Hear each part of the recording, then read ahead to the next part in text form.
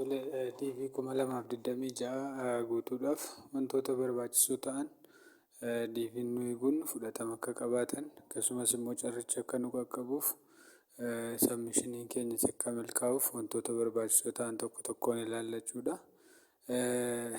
Isuma kanarratti biyyoonni eligible ta'an yookaan immoo biyyoonni eeyyamamaa ta'ee fi hin jiru biyyoonni immoo eligible hin taane kunoo bifa kanaan asitti tarreeffamanii jiru listiin isaanii baheera jechuudha. Warri kun eligible miti guutuu hin danda'an yoo guutan illee milkaa'ina hin qabaatu jechuudha. Haa ta'uyyuu malee biyyi keenya warra eligible ta'an keessa jirti waan ta'eef rakkoo hin qabu. Wantoonni barbaachisoo ta'an ni jalqaba requirement ni jalqaba maalidha? Biyyoota eligible ta'an sana keessa jiraachuu qaba. Fakkeenyaaf Ameerikaan haalli isheen itti biyyoota sana listi goote biyyoota kanaan dura gara Ameerikaatti godaanan keessaa biyyoota baay'inni isaanii gaafa istaatiksiin isaa hojjetamu biyyoota baay'inni isaanii baay'ee gadaanaa ta'anidha.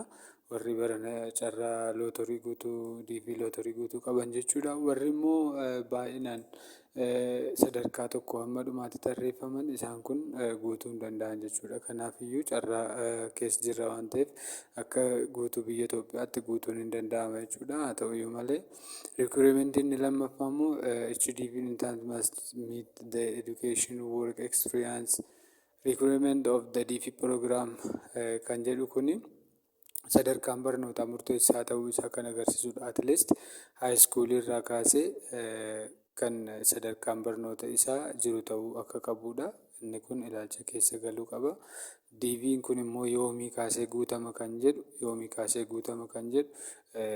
guyyaa roobii dhufturraa kan jalqabu jechuudha. Fakkeenyaaf harrii 30 Seeptembarii 30 Oktoobar 2/24 kan jalqabu jechuudha.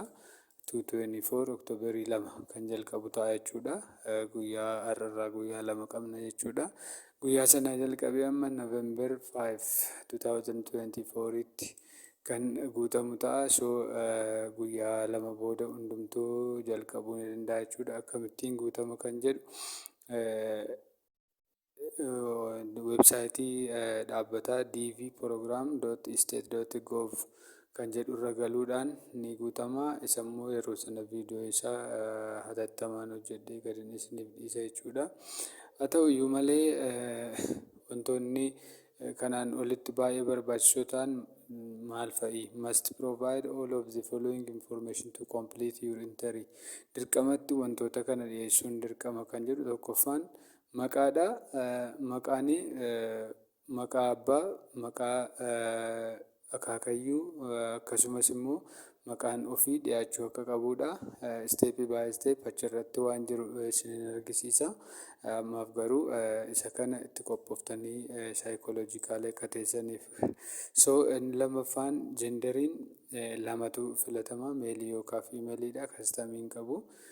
Birzideettiin guyyaan hin guutama, ji'iin guutama, barri hin guutama jechuudha.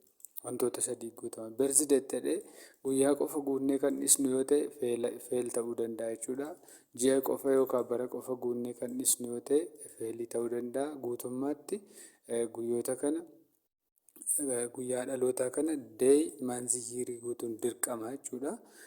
Inni itti aanu city where you were born bakka itti dhalanne guutuun barbaachisaadha jechuudha.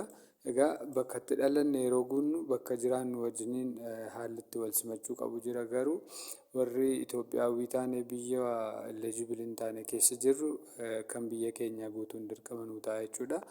Country where you were born. You use the name of country currently used for the place where you were born. Kana jechuun fakkeenyaaf Naayijeriyaa keessa jirra yoo ta'e Naayijeriyaan eligible hin taane waan ta'eef not eligible keessatti waan taateef Naayijeriyaan guunna jechuudha. Bakka itti dhalanne kana guunna jechuudha. Country of eligibility for DV program haala amma gubbaatti ilaalle sana ilaaluun ni danda'ama jechuudha. Footoo barbaachisu qopheeffachuun barbaachisaadha. Inni kun riikwirumentiin isaa maal barbaachisa footoon kan jedhu gajjallaatti isinitti argisiisa. Haa ta'uyyuu malee footoon akka barbaachisu beekuun dirqama. Footoon sun garuu yeroo qophaa'u footoo ji'a ja'a hanga ji'a ja'a dura kan ka'ame ta'uu qaba. Footoo ammuma ka'ame ammatti galfamuu ta'uu akka hin qabne beekuun barbaachisaadha. Iimeelii adireesiin jiraachuu qaba. Iimeelii adireesii qabaachuu qabdu. Iimeelii adireesiin jiraachuu qaba. Akkasumas immoo adirees laayinii 1 2 City Town District Country Province State Postal Code Zip Country Code kan jennu jiraachuu qaba jechuudha. Isa kana akkamitti akka guutamu eessa akka argannu isin argisiisa. Country where you live today har'a eessa akka jiraan, phone number bilbilli keenyas ni guutama. Email addressiin keenya ni guutama. Maaliif asirratti email nu godha jechuudha dipaartimentichi. Inni kun dirqama barbaachisaa akka ta'e beekuun barbaachisaadha. Highest level of education you have achieved as of today. Isa kana keessaa tokko ta'uu danda'a jechuudha. Kana ni guunna. See the frequently asked question it is not used. Currently marital status kun hin guutama. Married ta'uu, unmarried ta'uu yookaan immoo wantoota kana keessaa wanta isin ilaallatu guuttu jechuudha. Psychological qopheessuun barbaachisaadha. Yeroo foormichi guutamu akka hin dogoggorre number of children ni guutama. Yoo marriedidha ta'e jechuudha. Unmarriedidha taanaan hin barbaachisu. Selection of entries hin guutama. Footoo kan akkamii ta'uu qaba? Your photo or digital image must be maal ta'uu qaba? Colored ta'uu qaba footoon keenya. Colored ta'uu qaba. In focus yookaan immoo bakki nuuf kennamtu boksiin jirti. Boksii sana keessa directly bitaa mirgatti osoo hin siqin fookasiin directly taa'uu qaba jechuudha. Sized such that the head is between 1 inch and 1 and 3/8 inches kan jedhu kun safara footoo DVT jechuudha. Isa kana iddiitii yeroo ta'u kompiitara keessan irratti iddiitii gootu taanaan akkamitti akka iddiitii ta'u isin argisiisa. Garuu mana footootti kan DVT jettanii yoo kaatan isiniif mijata jechuudha.